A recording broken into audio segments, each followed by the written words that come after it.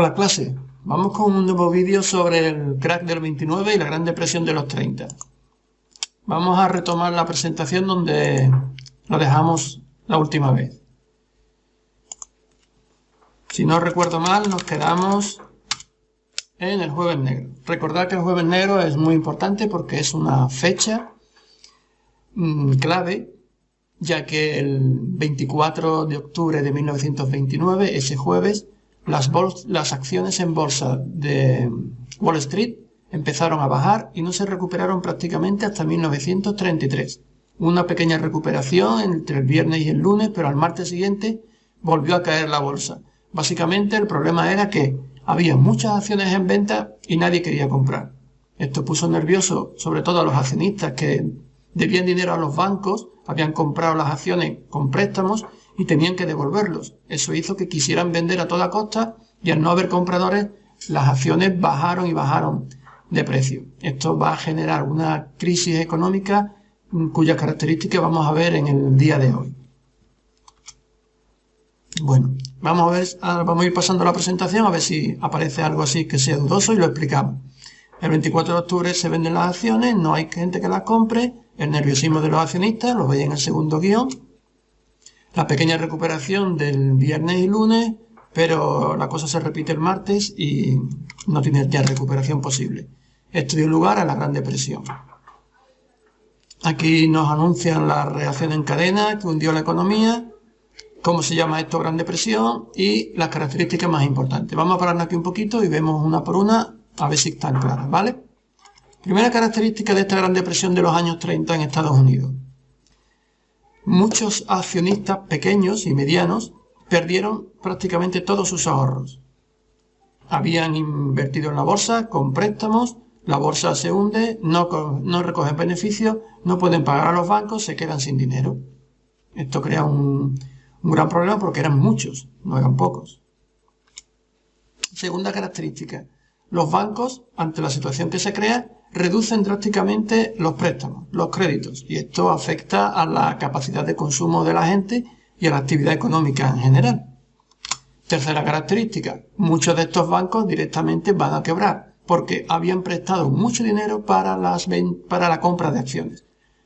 Al perder los accionistas sus beneficios, no tener beneficios, no pueden devolver los préstamos, y muchos de estos bancos directamente van a cerrar.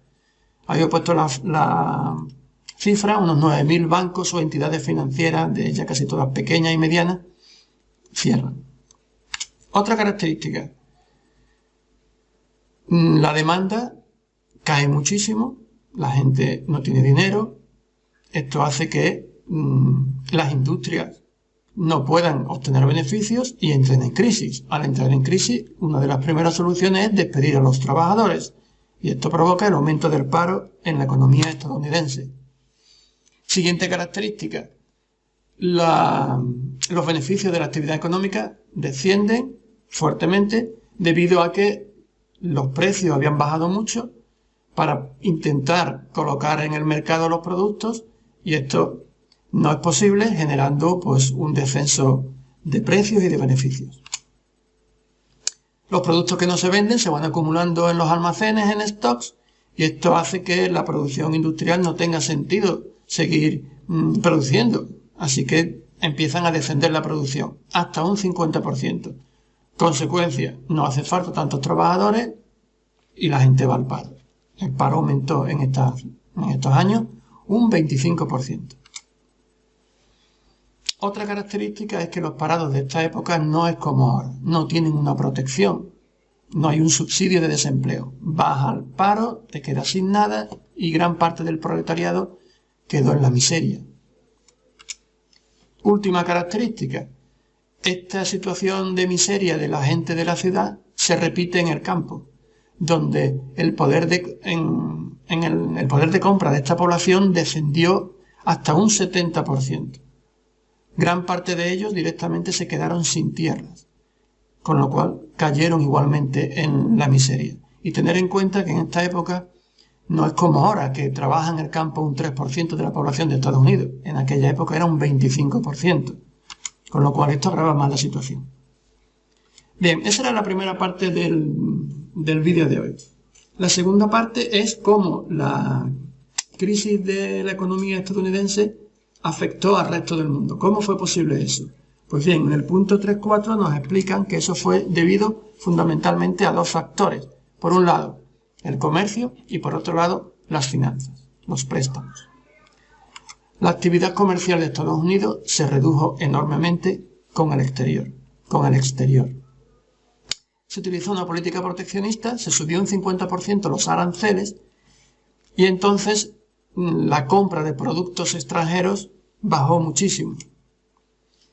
¿Esto qué provoca? Que los países europeos que dependen de colocar sus productos en el mercado internacional no puedan hacerlo.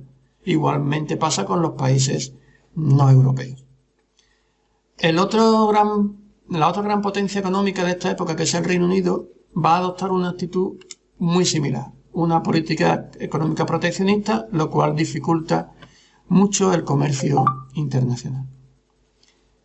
Por otra parte, en el apartado B podemos ver cómo Estados Unidos, ante la situación de crisis, no solamente no compra productos extranjeros, sino que retira sus inversiones que tenía en Europa y trae el dinero hacia Estados Unidos. Esto empeora aún más la situación de los países europeos. Y básicamente es lo que tenéis ahí. Yo creo que este punto no genera dudas. El próximo día veremos cómo se traduce esa crisis económica que hemos visto en Estados Unidos en los países que no son Estados Unidos, en el resto del mundo. ¿De acuerdo?